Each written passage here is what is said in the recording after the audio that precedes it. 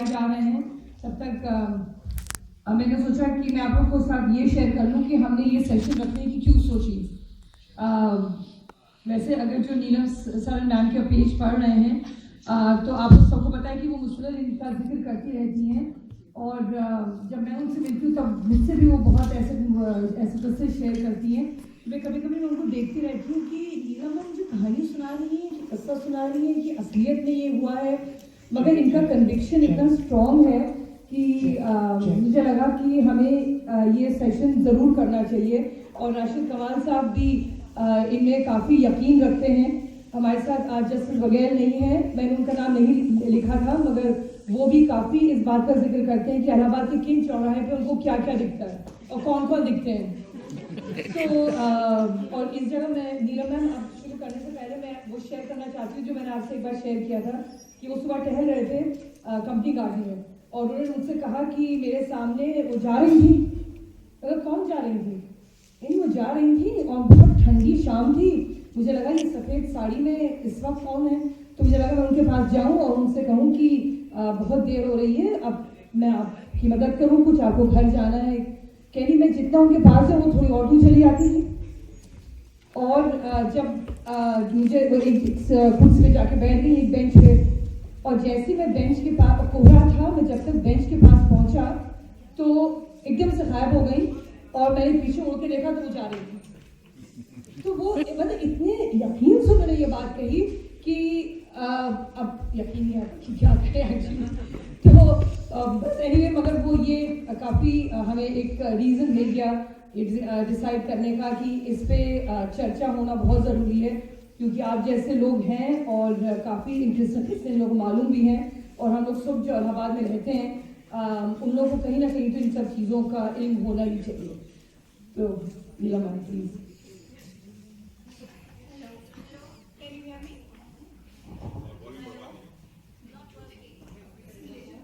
Hello,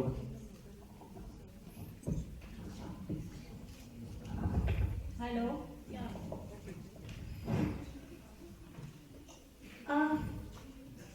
इन कहानियों का जन्म कैसे हुआ? एक साल इलाहाबाद शहर में भयंकर गर्मी पड़ी। 2 साल पहले आसमान में सूरज चिंगाड़ रहा था। जेठ के महीने में 10 दिन बहुत गर्मी पड़ती है और उसको हम दस्तपा कहते हैं। तो पशु पक्षी मानव सब तड़प उठे इलाहाबाद में। तो इस वक्त एक मस्करे ने सोचा, और आप जानते हैं वो कौन मस्करा हो सकता है, कि क्यों ना त्राही त्राही करके शहर को कुछ राहत पहुंचाया जाए। एक सबके दिमाग में शीतलहर का इंतजाम किया जाए, मौसी नानी चाचा जान की कहानियों को कब्र से निकाला जाए। तो माफ कीजिएगा, ये कहानियां तो मेरी सब फेसबुक पर लिखी गई थी, सोच सोच कर, हंस हंस कर, और लोगों को भी बहुत हंसी भी आई, बड़ा खौफ भी फैला। कहानियां अंग्रेजी में हैं, लेकिन आज हम खिचड़ी जबान में पढ़ेंगे, सुनाएंगे। सबसे ज़्यादा जिंदा दिल यही ज़बान है। अब मैं पहले ही कह दूं कि भूत जिन्नात मेरी डिपार्टमेंट है, चुड़ैल राशिद मियां की हैं। ये काफ़ी विशेषज्ञ हैं चुड़ैलों के विषय पर, और चुड़ैल ज़्यादातर पाई जाती है पुलों के पास। यहाँ 2 नदियाँ हैं, कितने पुल हैं, कितने ओवर ब्रिज हैं, तो आप हिसाब लगा लीजिए। मैंने सोचा था कि एक खास सड़क को पकड़ लें, वो सड़क जो महात्मा गांधी मार्ग से शुरू होती है, जिसे पाक रोड कहते थे, और पाक के पीछे से गुजरती हुई, कर्नलगंज से गुजरती हुई, हॉलैंड हॉल हॉस्टल के पास से गुजरती हुई चली जाती है चैथम लाइन्स के तरफ। और ये सड़क भूतों से कितनी आबाद है आपको अंदाज न होगा। अब जब आप इस सड़क पर गुजरेंगे तो हर चौराहे पे आपको उन रूहों से शायद मुलाकात करने का अवसर मिलेगा। तो महात्मा गांधी मार्ग के साइड से स्टार्ट करते हैं। पहले इसका नाम था पिपरिया रोड, और ये जो कहानी है ये बचपन में मेरी एक मामी थी, उन्होंने मुझे सुनाया है और बड़ा डर लगता था। पिपरिया रोड इसका नाम इसलिए था कि दोनों तरफ पीपल के पेड़ हुआ करते थे और वहाँ एक बड़ी खतरनाक जगह थी। That was the site of the स्वरूप रानी मेडिकल कॉलेज। पहले वो मलाका जेल होता था और वहां पर लोगों को फांसी भी लगाई जाती थी। तो जब भी मेडिकल कॉलेज में कोई मर जाता, कोई केस बिगड़ जाता, तो लोग कहते थे ये बहुत बहुत खराब, ये साइट ही बहुत खराब है, there is a curse on this entire campus. तो ये जो पिपरिया रोड थी, रात में लोग साइकिल पे चलते थे और वहाँ बहुत एक खास स्ट्रेच था जब बड़ा डर लगता था। I will read this story in English as it was written, and we will speak more about it. It's called Mahatma Gandhi Marg now, but its old road name was Piparia Road, after the peepal trees that lined it. It's a very, very busy artery of city connectivity now, but there was a time when its vast, lonely stretches lit by candle-dim bulbs on torn posts, so far apart that the faint light died in just a few paces, and the lone traveler had to catch his breath and move faster in order to make it to the next lit patch. Add to this the fact that gory tales of hangings at the Malacca jail were always ready to surface in your mind as you quickened your step. The Swarup Rani Medical College, built on the site of the Malacca jail, carried its own baggage of scary associations. And whenever a patient died or a case was spoiled, people said, an inauspicious sight. The road from the jail and hospital links up with Piparia Road, and the cycle booth's beat was all the way down the road up to the Bairana Madhvapur railway line. Have you got the area in your mind? तो ये भूत cycle पे चलता था और वो साइक्लिस्ट्स के पीछे पीछे चलता था। He followed solitary cyclists at night. Imagine yourself a solitary cyclist pedaling home at a late hour. Suddenly you sense that you are being followed. You turn to look, but there's no one. You cycle on and you get the same sinister feeling. When you turn, you experience it. Not a face or a form, just a presence, and such a menacing one. कभी नजर नहीं आता था, बस एक बहुत ही दहशत की फीलिंग होती थी. So malignant, so inescapable. Your heart starts thudding and you pedal as fast as your aching legs can manage. और सब फिर लोगों को एक ऐसा भ्रम होता था कि ये सड़क लंबी होती जा रही है. दिन में दिखती थी, उससे कई मील बढ़ जाती थी. The street grew longer and longer. The dark people trees were unending, and at that time, all you desperately wanted was a real, solid human being. And then, at the far end, just beneath that railway overbridge, a man is sighted. And you gasp up to him and you splutter, "Hey, bhaiya, may I have your company for some time? If we are going the same way?" He nods, and you start jabbering hysterically. There's something awful there at the last crossing. I just can't describe it. It's a feeling, not a figure or a face. Like this, your companion asks softly, and before you know anything more, the same cloud of smoky malevolence towers all around you, engulfing you on all sides, and you scream and fall in a dead swoon. तो ये Pipariya road का जो भूत था, ये करीब 1970 तक active था. पता नहीं उसके बाद ये नजर नहीं आया. शायद कंस्ट्रक्शंस हो गए, शायद भीड़ बढ़ गई, लेकिन पिपरिया रोड वाला भूत अब एक एक्सटिंक्ट भूत ही कहिए, वैसे कोई भरोसा है नहीं, रात में जाकर देखिएगा, साइकिल चलाकर देखिएगा। अब दूसरा जो भूत था वो जब पार्क रोड जहाँ से शुरू होती थी वहाँ एक कब्र है, बड़ा डर लगता था। और मेरी नानी जो थी वो बड़ी अथॉरिटी थी सैयद बाबा के ऊपर। सैयद बाबा और पहलवान बाबा का ये इलाका था, कॉर्नर से लेकर धोबी घाट तक।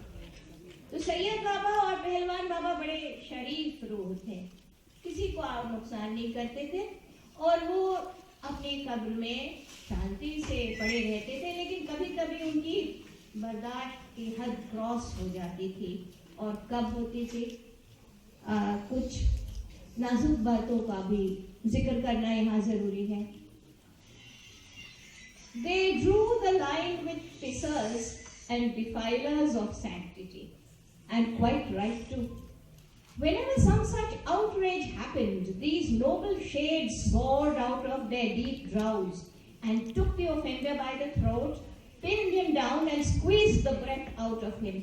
ये बहुत कुश्ती लड़ते थे, कुश्ती लड़के पटक देते थे और मारते जाते थे जब तक बेचारा आदमी, उसको बुखार हो जाता था, उसके मुंह से फेना निकलने लगता था, वो पागल की तरह जमीन पर लौटता था।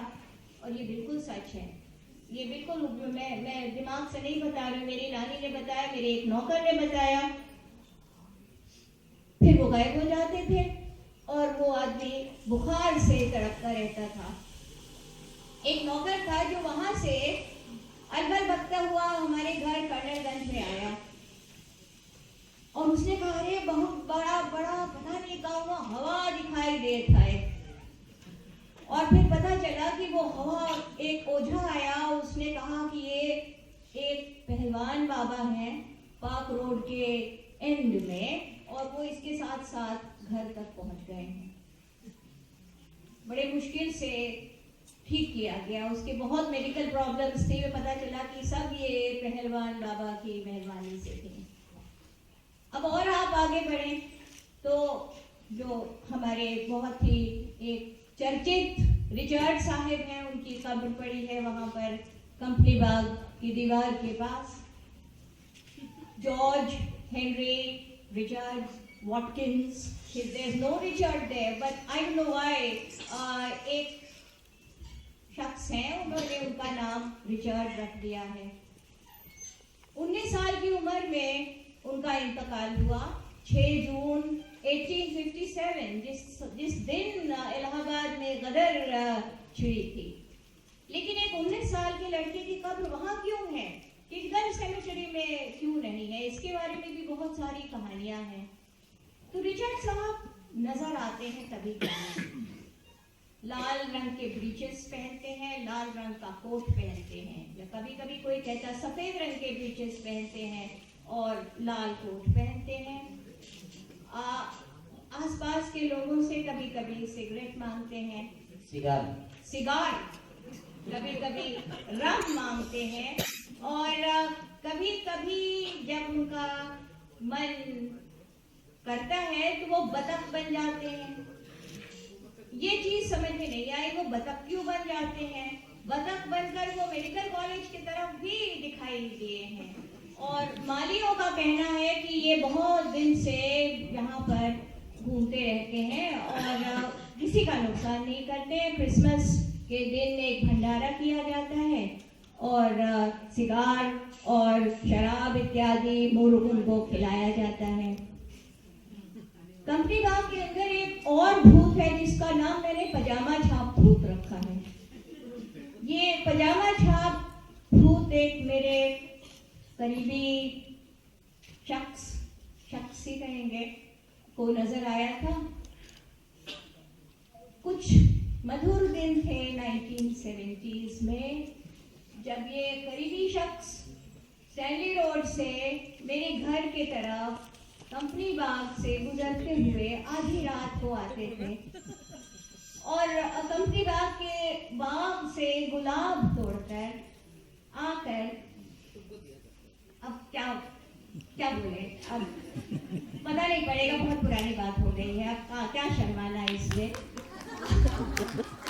मेरी खिड़की के ऊपर कुछ गुलाब सजाते जाते थे। बताइए, वो बड़े नाजुक दिन थे, ख्यालों को बहुत नफासत से एक्सप्रेस किया जाता था। आधी रात बहुत ही ठीक वक्त भी था, क्योंकि माँ बाप सोते रहते थे। दीवार भांजना भी आसान था। कंपनी बाग के माली भी सोए होते थे, तो पब्लिक लाइब्रेरी के पीछे से गुलाब तोड़ना भी आसान था। तो ये करीबी शख्स चले आ रहे थे, तो पेड़ के ऊपर उन्होंने देखा एक आदमी बैठा है, या एक कोई चीज बैठी है, सफेद कपड़े पहने, उसका पजामा दिख रहा है, और उनको बड़ी दहशत हुई। उन्होंने उसे देखा, उसने उन्हें देखा, और उसके बाद वो उसी रफ्तार से, बड़ी हिम्मत से, बड़ी रुतबे के साथ, बड़े रौब से चलते हुए, गुजरते हुए चले आए उसी बाग से। तो उस दिन खिड़की पर गुलाब तो नहीं थे, लेकिन उन्होंने मुहतरमा का दिल जरूर जीत लिया। तो पजामा छाप भूत जो था, वो भूत था कि नहीं था, लेकिन मेरे इतिहास में जरूर एक शख्स कोई था जो पजामा पहनकर पेड़ के ऊपर आधी रात जाड़े के दिन बैठा था। और उन पेड़ों के साथ बहुत कहानियां जुड़ी हुई हैं। एक कहानी तो ये भी है कि वहां इतनी फांसियां दी गई हैं 1857 के बाद कि काफी रूहें वहां पर घूमती फिरती हैं। अब आप आगे और थोड़ा बढ़िए, वहां पर एक तिलकधारी भूत होता था।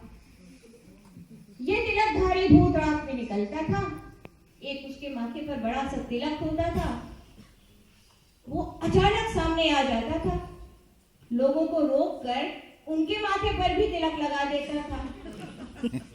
और उस वक्त बेचारा जो भौचक्का इस हालात में अपने को पाता था, वो जनरली बेहोश हो जाता था।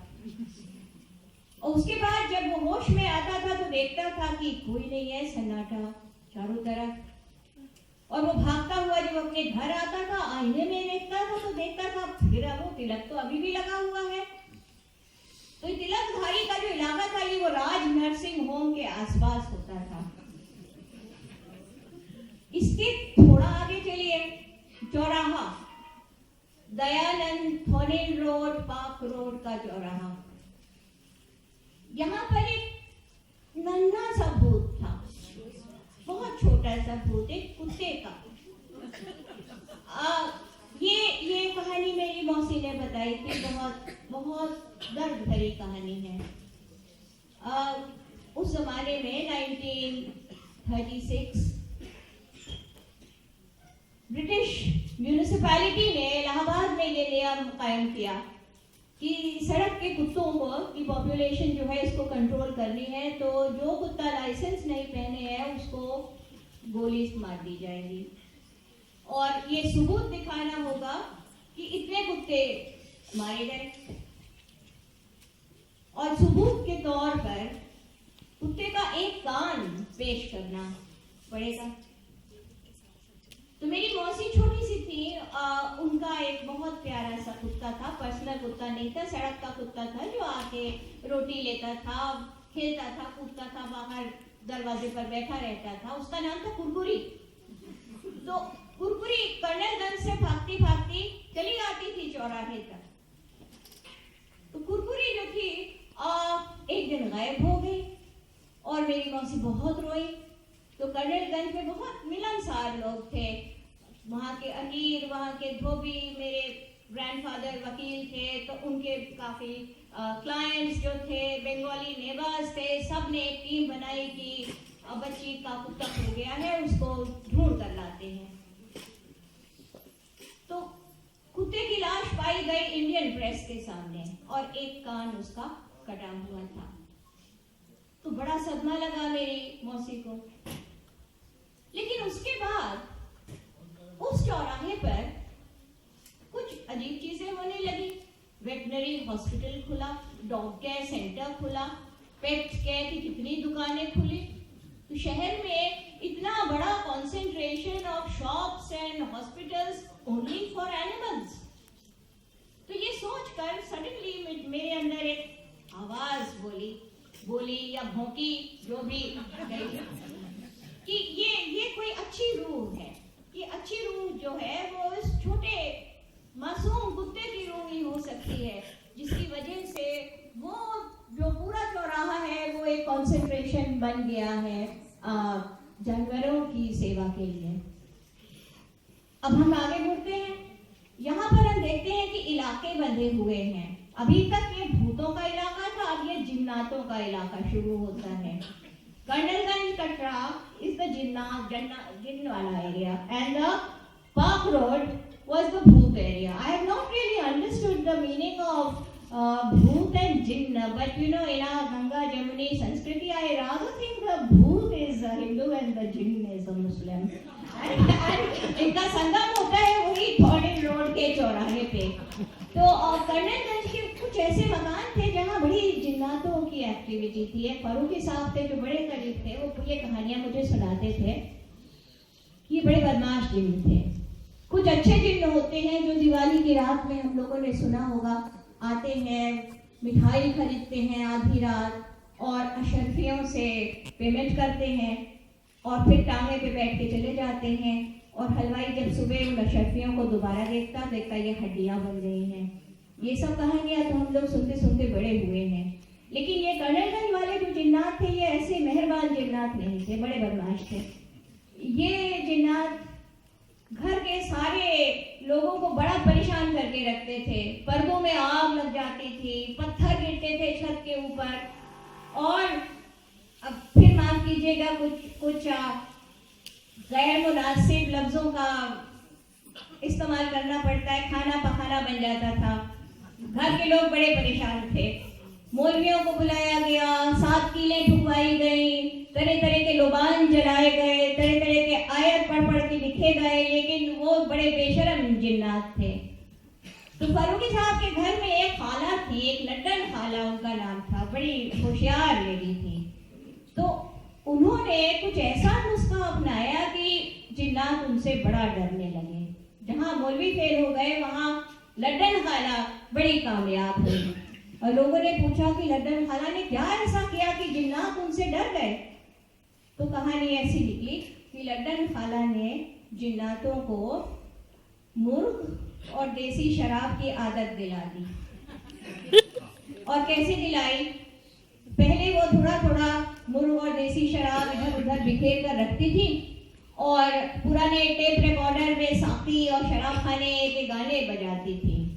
और जिन्नात इससे काफी कंफ्यूज हो गए थे। फिर खुले बोतल के अंदर वो थोड़ा थोड़ा रख देती थी और ऐसे धीरे धीरे उन्होंने सारे जिन्नातों को बोतलों में कैद कर लिया। और कैद करने के बाद जाकर उन्होंने कर्नलगंज की एक हॉली है वहां इन बोतलों को बेच दिया। अब हमें नहीं मालूम कि ये कहानी सच है कि नहीं और किसने उन बोतलों को खरीदा। जरूर किसी ने खरीदा होगा और जिन्नात माइग्रेट कर गए होंगे उसके घर में, उसके दिमाग में। लेकिन ये कहानी कर्नलगंज की है, आप यकीन करिए ये मेरे दिमाग से नहीं आ रही है। अब हॉलैंड हॉल हॉस्टल आया। अब यहाँ से अंग्रेजों का इलाका शुरू हो गया, जहाँ से इलाहाबाद यूनिवर्सिटी की जो दीवार है वहां से लेकर चैथम लाइन्स तक ये कैंटोनमेंट था। इसीलिए यहाँ के जितने भूत हैं वो सब अंग्रेज भूत हैं। मेरा अपना जो डिपार्टमेंट है इंग्लिश डिपार्टमेंट, उसके बारे में कुछ कहानियाँ हैं और मैंने कई बार इन कहानियों को लोगों की जानकारी में लाने की कोशिश की है। लोग ज़्यादा मेरी बातों को यकीन नहीं करते इस यूनिवर्सिटी में। 40 साल में लोगों ने सीख लिया है कि मेरी बात का कोई भरोसा नहीं है शायद। मेरे डिपार्टमेंट की एक छत है जहाँ मॉर्निंग वॉकर्स जाते हैं, कहते हैं एक अंगूर का गुच्छा लटकता दिखाई देता है। खास रोशनी में वो अंगूर का गुच्छा दिखता है। और हमारा एक कमरा है, हेड का कमरा है, उसके एक दरवाजे के पीछे एक छोटे लाल हम लोग का चपरासी था। वो कहता था कि एक कोई परछाई खामोश खड़ी रहती है कुर्सी के पीछे। और ये सुनकर ये दबदबा सुनकर मैंने कई बार कोशिश किया कि जो हेड हैं उनको बताएं, घूम कर देखिए, लेकिन अब मैंने कहा ना, मेरी बात की कदर नहीं है ज़्यादा वहाँ, ये सुनना ही नहीं चाहते थे लोग मेरी बात। आप और आगे बढ़िए, पायनियर प्रेस हुआ करता था जहां अब यूनिवर्सिटी की बिल्डिंग बन रही है, वहां पर एक सरकटा अंग्रेज दिखाई देता था। और ये जो सरकटा अंग्रेज है, इसका हल्का सा वहां से लेकर चैथम लाइन्स तक जहां हवा घर हुआ करता था, ये सरकटा अंग्रेज अपने सिर को हैट के तरह एक बांग के नीचे पकड़े रहता था। और किपलिंग ने भी शायद सुना था कि गदर के टाइम बहुत लोगों को, बहुत अंग्रेजों को भी मारा गया, तो इन अंग्रेजों की रूहें वहाँ मंडराती हैं। तो ये सरकटा अंग्रेज दोपहर में निकलता था। और किपलिंग की एक कहानी जो उन्होंने इलाहाबाद में लिखी है, उसमें भी जिक्र है एक आदमी जिसका सिर कटा था, वो सिर, दूसरा उसका एक दोस्त था, उस सिर को एक झोले में लेकर घूमा करता था, उस सिर को लेकर पायनियर प्रेस की बिल्डिंग में आया था। और एक कहानी में किपलिंग ने लिखा है कि there is something definitely very strange about house in Allahabad. तो ये पूरी जो सड़क है महात्मा गांधी मार्ग से लेकर चैथम लाइन्स तक, आप दाएं बाएं सतर्क होकर चलिएगा, क्योंकि आपको नजर जरूर ना आए, लेकिन बहुत बहुत बहुत ही आबाद है ये सड़क सुपर नेचुरल एलिमेंट्स में। और मैंने जो बताया ना, अलग अलग हिंदुस्तानी डाइवर्सिटी इतनी खूबसूरत है कि भूतों का एक अलग इलाका है, जिन्नातों का एक अलग है, और अंग्रेजों का अलग है। तो अब राशिद भाई मुझसे ज़्यादा एक्सपीरियंस है, ये मेरी तो कहानियाँ हैं, राशिद भाई की मुलाकात हुई है, पर्सनल मुलाकात हुई है बहुत भूतों के साथ। तो या मैं माइक राशिद भाई को दे रही हूँ, आप उनकी जबान में आप सुनिए।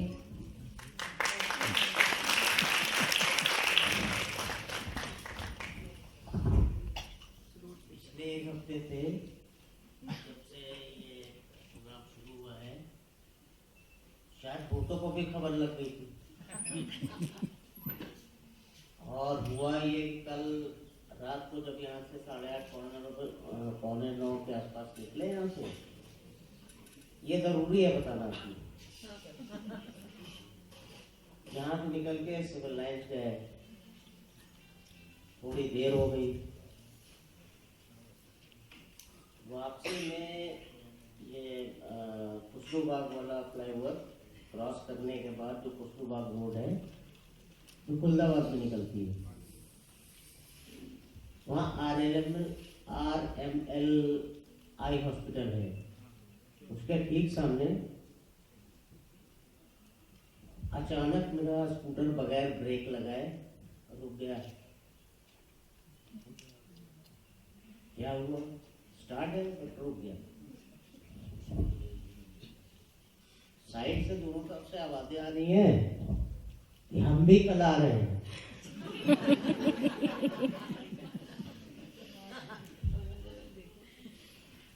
और शायद वो आए भी हैं, नहीं मजाक नहीं। ये आप लोग देख सकते हैं, प्रोजेक्शन बॉक्स हैं ये दो, यहाँ से तो दिख रहे हैं, ठीक है ना? लेकिन नुकसान नहीं पहुंचाएंगे, घबराइए नहीं आप लोग। तो भूत तो है इलाहाबाद में, जो लोग ये कहते हैं कि मतलब बच्चों ने जिक्र किया कि भूत से डर लग रहा है, तो लोग कह देते हैं कि अरे छोड़ो, भूत कुछ नहीं होता। तो भूत तो होता है, या भूत होते हैं, अभी मैम ने बताया, और हर जगह होते हैं। यहाँ भी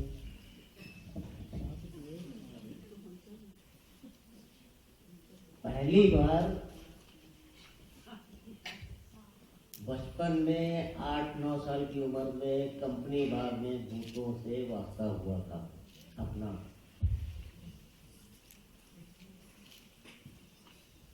म्यूजियम का गेट है, पता नहीं कैसे वहां पहुंच गए, क्या था वो, मुझे जाना था वहां पे। म्यूजियम के गेट से अंदर घुसने के बाद तब ये सब पार्क वगैरह नहीं था जिसमें वो झूले लगे हैं, ये सब काफी अंदर तक चले गए। लेकिन बीच में गर्मियों के दिन थे, अभी मैम ने बताया तो पता वो जून का महीना था और बहुत ही अजीब सा माहौल था कंपनी बाग के अंदर। पता नहीं कौन सी ताकत थी जो हमें आगे बढ़ाती जा रही थी, लेकिन बीचों बीच पहुंच करके जब पीपल के पत्ते, पीपल के कुछ पेड़ थे वहाँ पर, वो बाकायदा खड़खड़ाने लगे और लगा कि इन पेड़ों से कुछ जैसे भी ये धुआं निकल रहा था इस तरह कुछ निकलता हुआ धुआं था, या वो गर्मी के मौसम का कोहरा था, क्या था ये बताना मुश्किल है। वो एकदम दहशत का माहौल जब देखा, 8-9 साल का बच्चा डरने में कितना टाइम लगता है, वापस भागना शुरू किया। और पहली बार इतनी स्पीड में भागे तो उसके बाद फिर कभी हिम्मत नहीं पड़ी भागने।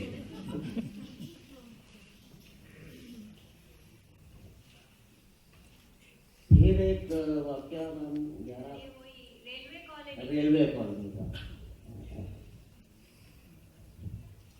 हुआ, ये था कि हमारा घर होता था सिविलाइंस में पहले सिनेमा के पीछे, तो अक्सर सुनते थे कि पहले स्टेशन पर रात में चहल पहल बहुत ज़्यादा होती थी और रात भर लोग चाय और ये के लिए और सीधी जबान कहे तो अड्डेबाजी के लिए जाया करते थे स्टेशन पर। एक बार हम लोगों को भी शौक लगा, चलते हैं देखें क्या अपने सीनियर्स क्या करते हैं वहाँ पे। तो निकले रेलवे कॉलोनी, यहाँ स्टैची रोड से रेलवे कॉलोनी क्रॉस करके फिर स्मिथ रोड आती है जो स्टेशन को जाती है। वहाँ से हम लोग 2 लोग थे, हम लोग वहाँ से निकल के स्टेशन पहुँचे। वहाँ बाकायदा सीनियर्स की तरह चाय वाय पी और फिर जब लौट रहे थे तो जहाँ पर चौथा मार्ग होता है 4th एवेन्यू, वहाँ तक पहुँचने पर कुछ ऐसा एहसास हुआ कि एक लंबा सा कोई व्यक्ति चला आ रहा है हम लोगों की तरफ। हम लोग राइट साइड में चले जाए तो वो उधर से आ रहा था, लेकिन जब नजदीक आया, थोड़ा सा नजदीक आया तो लगा कि ये बंदा आ रहा है कि जा रहा है। फेस तो उसका हम लोगों की तरफ था, लेकिन पैर उसके पंजे बिजली घर की तरफ थे। पहले ऐसा कुछ मालूम नहीं था, इसलिए एहसास नहीं हुआ कि ये भूत हो सकता। लंबाई उसकी उस टाइम हमारी हाइट रही होगी शायद 3.5 फीट, अभी 5 फीट 1 इंच। हमसे हमारी हाइट से 3 गुना लंबा हुआ आदमी जब नजदीक आया, बहुत बड़ी गलती कर दी कि उससे पूछ लिया कि सर आपको कहाँ जाना है। उसने अपने बाएं हाथ का जो रखा है गाल पे, तो वो आज तक याद है। वो एहसास आज भी होता है। कहते हैं कि भूत कहीं जा रहा तो बगल हट जाइए, छेड़िए मत उसको, छेड़ने में नुकसान होता है। और वही गलती कर दी। और अच्छा, उसने जो बाएं हाथ और वो बंदा दूसरा जो हमारे साथ था, दोनों को एक साथ पड़ा, वो बेहोश हो गया।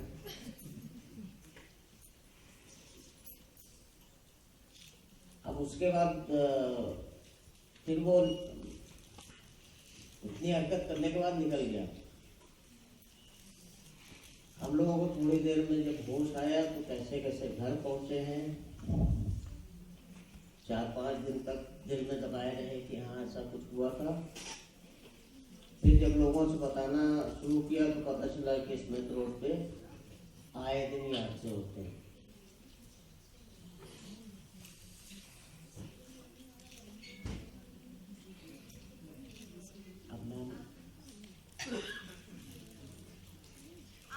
आप इस चीज को सीरियसली लीजिए। दिल्ली में एक इंस्टीट्यूशन है कॉल्ड ग्रिप।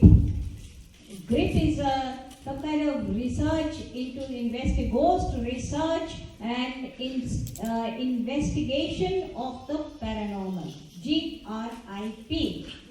तो ये एक गोस्ट बस्टिंग का इंस्टीट्यूशन है जिसमें से अभी 3,700 ग्रेजुएट्स भी निकल आए हैं। तो नहीं, सचमुच ये हिंदुस्तान टाइम्स में मैंने 24 मई 2015 को पढ़ा था एंड ये बात मुझको बड़ी दिलचस्प लगी। उसमें एक बड़ी खास बात कही है कि आप दाएं बाएं जब देखते हैं लोगों को, अजनबियों को, आप सोचते हैं कि ये लोग हैं, लेकिन आधे से ज्यादा लोग जीवित नहीं हैं। ये भूत हैं, ये भूत हैं। आप यकीन मानिए मेरी बात। और आपको ये कहां से यकीन हो कि मैं भी जीवित हूँ? मुझे कभी कभी बहुत शक हुआ है मेरे अपने अस्तित्व पर। आप इसको एक फिलोसॉफिक स्टेटमेंट ना सोचिए। कोई सबूत नहीं है कि मैं जीवित हूँ। और इसके आज प्रयागराज एक्सप्रेस की वजह से देखिए कितनी प्रॉब्लम्स सबको हुई। संचारी ग्रुप ने इतनी खूबसूरती से ये पूरा पर्व ऑर्गेनाइज किया और ये कोहरा आ गया, और ये कोहरे की वजह से प्रयागराज एक्सप्रेस ने अपनी हरकतें दिखा दी। तो प्रयागराज एक्सप्रेस ने मेरे साथ भी एक ऐसी ही कुछ हरकत की थी और उससे मुझे कभी कभी शक हुआ कि मैं बिल्कुल भी जीवित नहीं हूँ। आप भी नहीं जानते हैं और मुझे भी नहीं मालूम है कि मैं इंसान नहीं हूँ, भूत हूँ। I will read this out in English. कैसे हुआ? I was really afraid I would miss the train and I kept telling the taxi driver to hurry, hurry. He jumped several traffic lights. ये दिल्ली से इलाहाबाद आ रहे थे। Swerved past speeding lorries until the dazzling lights of a DTC bus blinded us both for a microsecond. Before the sickly screech of a dozen brakes and the shrill scream of many horns exploded in my eardrums. The light cleared and we were on the road again, mercifully uncongested, and I resumed my hurry, hurry, bhai, hurry, hurry, or I'll miss my train. He turned to shut me up. Irascible. Madam, are you doing the driving or am I? I assure you I'll get you there. Now let me drive. Berth number 33 in coach number A2.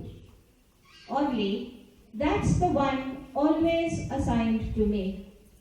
Oddly, I'm always alone in that cabin, even on the most crowded days.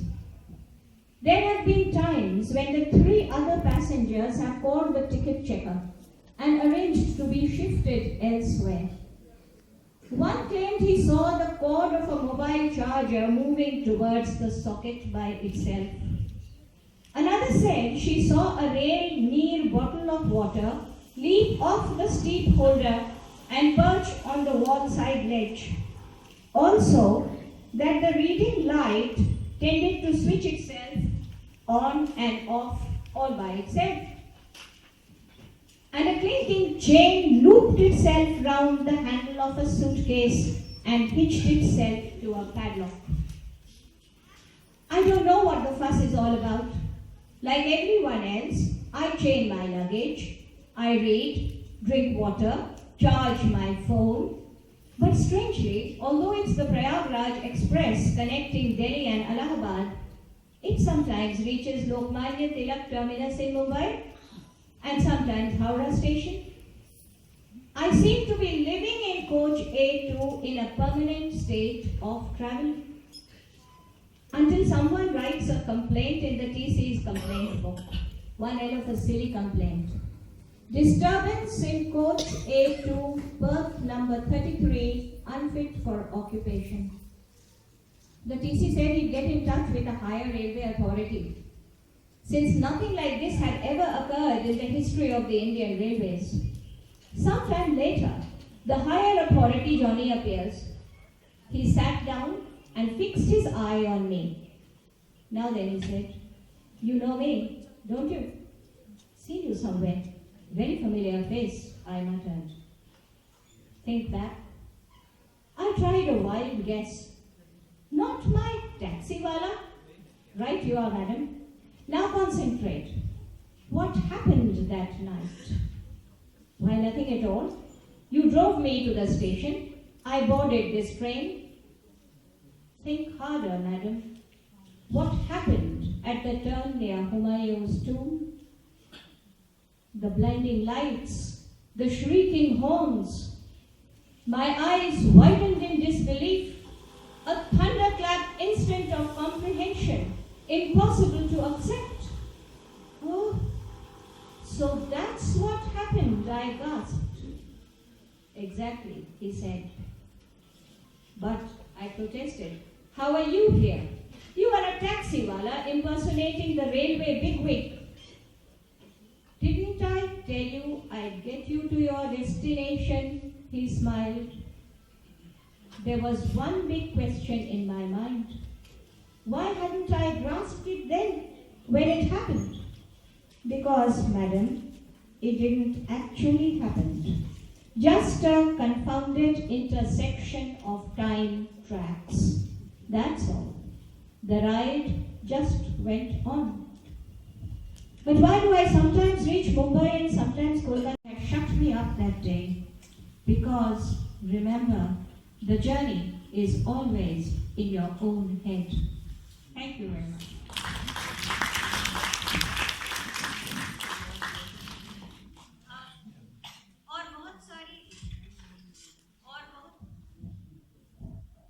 और बहुत सारी कहानियां हैं। एक Scottish भूत बीच में आ गया था इस गर्मियों में। कुछ लोगों ने उसकी हरकतों के बारे में भी सुना है, लेकिन अब काफ़ी ज़्यादा हो गया है। आपको तो डर न लग रहा हो, लेकिन I am beginning to feel uneasy. So thank you very much for being here and I cannot see anybody in this hall, but many of you have come a second time because the program was rescheduled. I am really touched. Thank you so much. And thank you for having us here.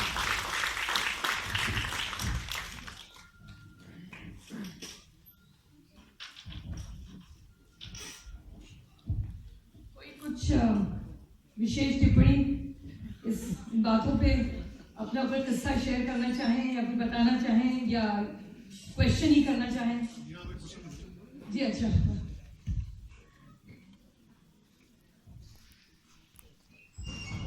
Madam, मैं अशोक गुप्ता हूँ और मेरा एक question है। आपने अभी आप मुझको दिख ही नहीं रहे, ये आवाज बहुत डर लग रहा है।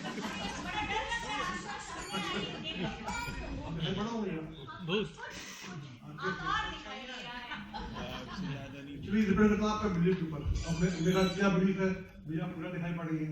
आपका क्या बिलीफ है, मैं आपको बहुत कम दिखाई पड़ रहा हूँ। तो मेरा क्वेश्चन है मैम कि जनरली होता क्या है कि ये गोश्त के बारे में आप बात कर रही हैं, तो ऐसा क्या होता है कि जो आदमी इस पर अधिक विश्वास करता है, बिलीव करता है, उसे ही ये सब होता है। जो आदमी इस पर विश्वास नहीं करता, उसको ऐसा कोई भी अनुभव नहीं होता। ये बात तो सच है।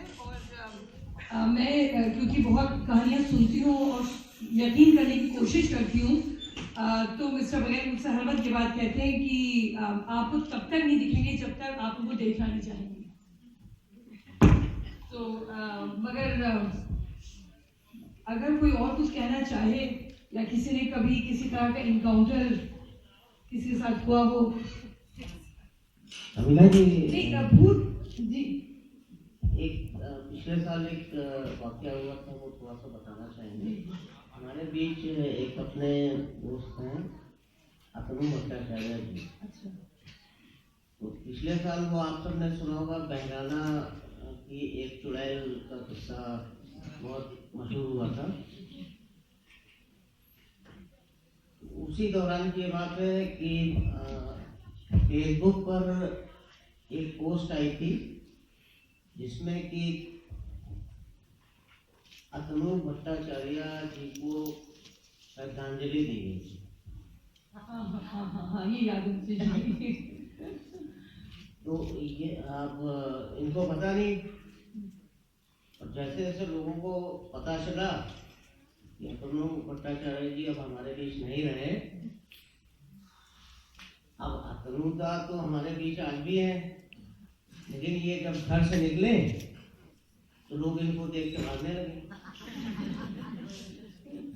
ये बड़ा परेशान, नौबत यहाँ तक आ गई कि इन्होंने लोगों को दौड़ाना शुरू कर दिया।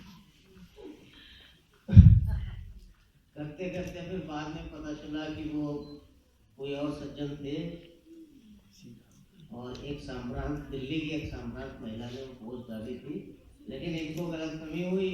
तब से इनका नाम के साथ डिक्लेयर्ड घोस्ट हम लोग लगाते हैं, घोषित भूत। अतनु जी थोड़ा सा शक्ल दिखा दीजिए आप। अच्छा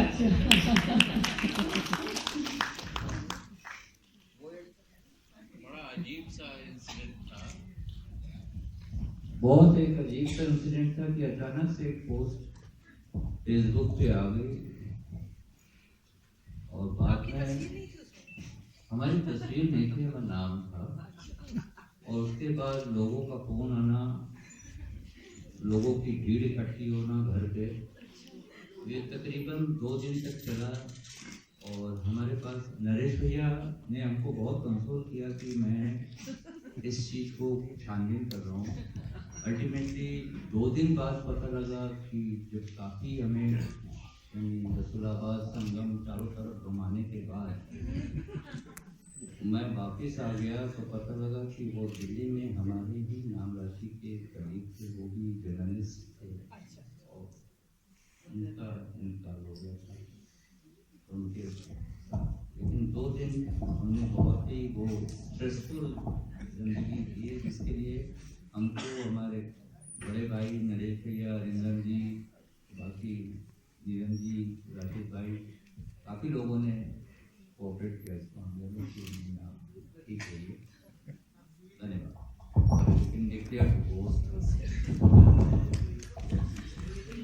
ये भूतों का सिलसिला कई महीनों तक चलता रहा फेसबुक पर।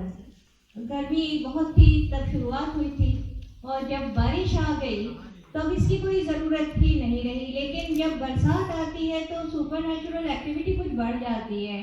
कभी मुंह नोचुआ आता है, सिल के ऊपर तरह तरह के आकार बन जा रहे थे। बहराना में एक चुड़ैल लोगों को पकड़ के पिलियन राइड करती हुई जाती थी, और लोग घूमकर उसकी शक्ल देखते थे तो बेहोश हो जाते थे। ये जुलाई अगस्त में कुछ होता है, ज़रूर होता है इलाहाबाद में। लेकिन जब ये पूरा सिलसिला ख़त्म हुआ तो मैंने सोचा एक सेरेमोनियल एपिलॉग लिखा जाए, and it is right and proper that I read it out. Now that the rains have finally arrived in Allahabad, there is no further chilling to be done. We've had fun, and since I must pronounce the statutory warning that ghost stories are injurious to maturity, let me do so now. Let us now sanely separate the literal from the literary, and also assure that all our characters were imaginary and bear no resemblance to people living or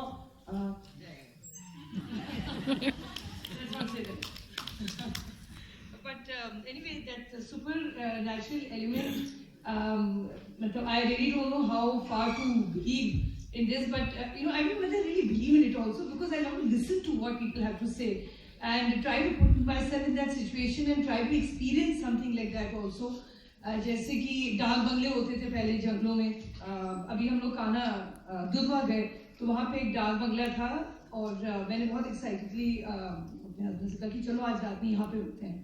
तो वहाँ पे जो forest officer थे उन्होंने कहा कि madam यहाँ मत रुकिए, क्योंकि कहते हैं कि यहाँ पे दिस इज हॉन्टेड।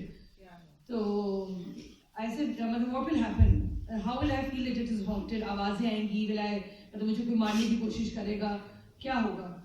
तो जैसे कि कुछ कह नहीं सकते, मगर ऐसा होता है कि कुछ एक्टिविटी का एहसास होता है इस घर में, जैसे दरवाजे बंद हो रहे हैं या खिड़कियां खुल रही हैं, या ऐसा लगेगा कि हवा एकदम से चली, कोई बराबर से निकल गया। इस तरह का एहसास लोगों को हुआ है। आप मतलब मेरा it's my duty to warn you, now you can see whether it's up to you to decide whether you want to be here. खैर हम लोग रात में रुक गए।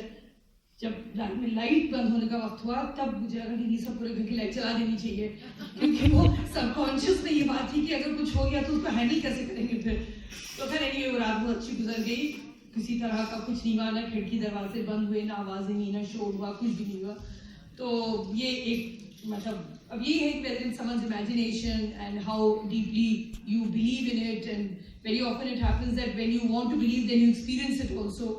So I guess on that note we can just come to the conclusion. But anyway, I just want to tell you that there is a friend of mine who tells me कि मेरे उसके घर में कुछ someone stays in one of the झाड़ी, और कहते हैं बहुत फ्रेंडली है वो, और वो कुछ कहते नहीं है, मगर उनकी मर्जी के खिलाफ कुछ होता है तो घर में कोई चीज़ टूट जाती है। हालांकि सेशन खत्म हो चुका है, लेकिन मेरी एक फ्रेंड यहाँ बैठी है, उनके मुठीगंज के घर में जिन्नात रहते थे जो जलेबी ले आया करते थे। कौन है भी किसके आती जलेबी? उनको आप आधी रात भी हुक्म दे तो वो इमरती और जलेबी का पूरा टोकरा लेकर आते थे। तो ऐसे जिन्नात अगर हो तो अच्छा ही है।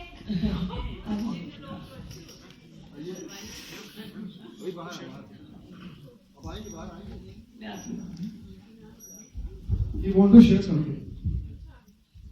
सर, मैं कुछ अपना किस्सा बताना चाहूँगा कि मेरे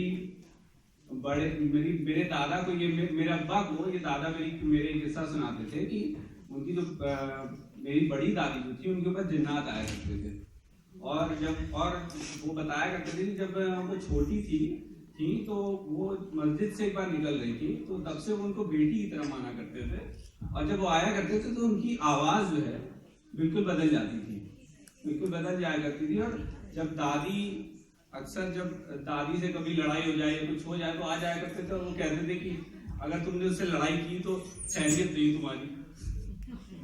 और जब ये मेरे दादा ने ये किस्सा मतलब उन्होंने अपनी आंखों से देखा था कि जब वो जाते थे तो कहा करते थे कि देखिए अब ये देखो मोइन, मैं जा रहा हूँ, और अचानक वो हवा में चांदी का सिक्का आता था अचानक, और बहुत सारे चांदी के सिक्के उनके पास इसी तरह से आए थे, कुछ दिखता नहीं था, और अचानक हवा में एक चांदी का सिक्का आता था। और वो कैसे आता था, वो क्या था नहीं पता, लेकिन मैं इसी वजह से और इन्हीं सब वजहों से मैं कहीं ना कहीं इन चीजों पे यकीन रखता हूँ कि ये होता है। Yes sir.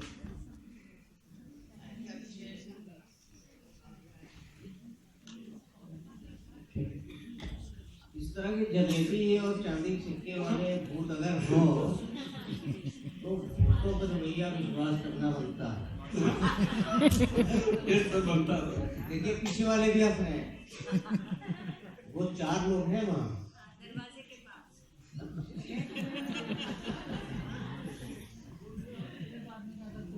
आप अभी नहीं दिखेंगे आप लोगों को, जब आप लोग बाहर निकलेंगे तो खैरियत लेंगे। और कोई हेलो मैम, हेलो सर।